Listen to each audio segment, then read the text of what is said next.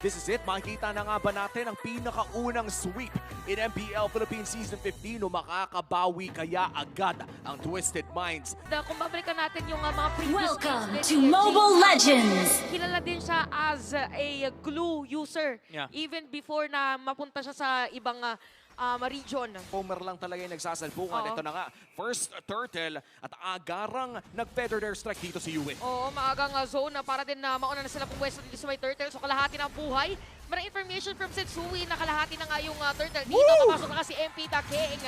At si Edward dito may pinili na mag-dash out. First blood para kay Demon Kite. What a counter punch coming in from Aurora MLBB. I swear, akala ko sa Twisted Minds na yon, pero biglang nag-turn at nag-retaliate, and that's the turtle going to the hands of Aurora MLBB. Tawa ni Demon Kite, yung turtle, pero hindi masyado napansin ni James na napakababa na ng buhay niya. Damay-damay sila ng kanyang glulets.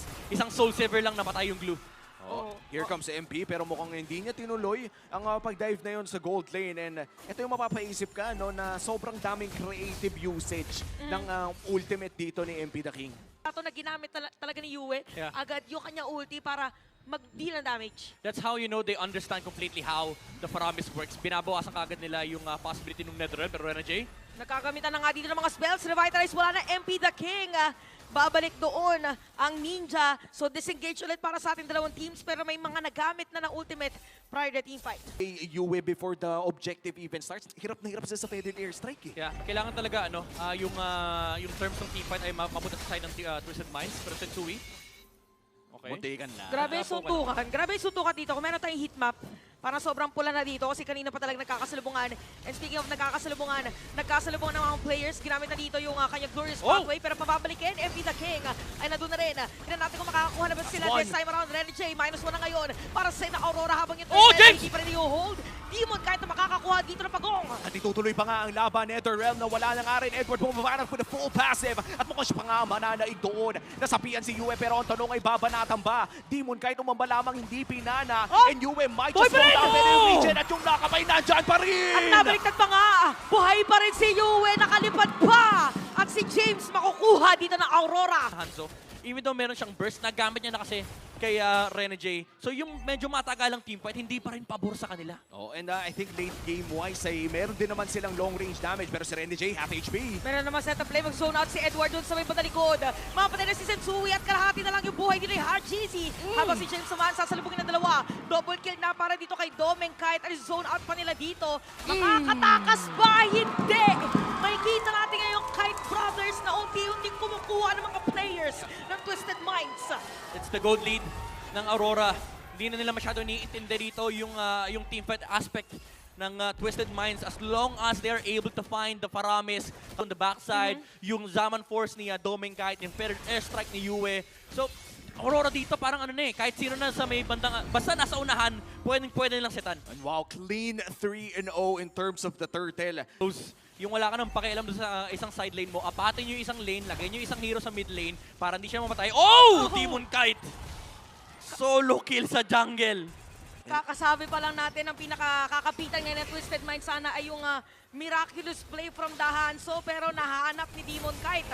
At parang ganun lang, kontrolado talaga with a feathered airstrike. Look at the aggressive positioning coming in from Yue. Tabi ng Torre, nag-ulti para sure na hindi papasok ang Twisted Minds. Kanina naka-purify. So parang merong ilang factor. Okay, tingnan natin. Naghahanap lang, vision lang para dito sa side ng Twisted Minds. So si MP The King ay Woy! Ito na! Oh, yan, dyan Eto na na. nagsisimula yan eh. Parang pwedeng ulit-ulitin na Oo. Twisted Minds. Yan na yung unang ulo na nakuha ng Hanzo. And buti na banggit mo yung paulit-ulit, no, Chantel, because that is already proof na may sapat na bawas na yung Hanzo for that to happen again. Yep. Grabe diniretso, no? Parang saan pupunta yun? Oo, Parang mula top to North Avenue eh. Kaya nga eh. And yung Aurora dito, kailangan nila isipin dyan. Kumbaga sila naman yung Twisted Minds yung game number 1. May ulti ba? Si MP The King kapag may ulti, dapat sama-sama sila. At ang nakakatakot doon, medyo sama-sama na sila noon. Oo nga eh. Kadikit Di na. ba rin napigilan? At saka nangyari kasi doon, parang dinaanan lang talaga na nasa CU eh. Nasa CU eh. Oo. Kasi pag nag-second skill ka, isang first skill lang yan. Isang first skill lang ng ng Hanzo. At parang ganun lang, isang burst din lang na galing dito sa Aurora MLBB. That's gonna be the first Lord of the game na mapupunta pa rin sa kanya. So far, perfect objectives para sa Aurora Gaming. Tatlong pagong at isang Lord, lahat sa kanila. Ang paa niya eh. Tama. Buti na lang magaling tayong magbilang. At kung bibilangin natin yung mga dedepensa dito sa mid lane, ay panigurado kailangan na agad nila mag-backdown. Yung Feathered Airstrike ay inilapag na. At mukhang isang inhibitor turret na agad ang mawawala sa side ng Twisted Minds. Top lane naman ang ating punta. Parang pwede pa nga diretsuhin, pero nakafocus kayo ng Twisted Minds para depensahan yung Lord doon sa may bandang gitna. So kalahati naging damage ng Aurora doon sa inhibitor turret sa may taas at magte-10k na almost ang kalamangan nila. Especially with this Luminous Lord marching in the mid lane. Ano kaya ang kanilang gagawin para makadepensa? May information naman dito sa side ng Twisted Minds. Okay, sira na yung Tori doon sa may top lane. Parang pwede rin diretsuhin na doon sa may bottom lane. Pero man si MP the King, kamunti ka na. Pabalik doon sa may base ng kakalahat yung buhay din ni Sensui. Last minute kill para dito kay Dominic Kite. Diretso yung mga double kill at unti-unti nga. Yata mawala mga players dito. Pinapauwi na mga players ng Twisted Minds. Dahil first blood sa MPL Season 15, Aurora Gaming.